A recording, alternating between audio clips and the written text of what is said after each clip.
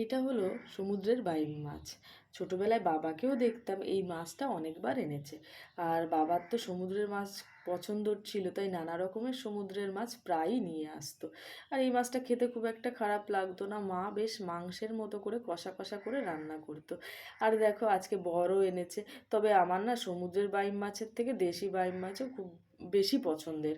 তবে তোমরা কে কে এই সমুদ্রের বাইম মাছ খেয়েছো আর তোমাদের কাছে কেমন লাগে কমেন্টে অবশ্যই জানাবে। আর হ্যাঁ, আজকে দেখলাম বড় এনেছে, এটাকে আমি মায়ের মতোই কষা কষা করে রান্না করব, কিন্তু একটু অন্যরকম ভাবে। আর তার জন্য প্রথমে আমি আলুগুলোকে ভেজে নেব। আর একটা মশলাও কষিয়ে নিয়েছি মাছ ভাজার পর।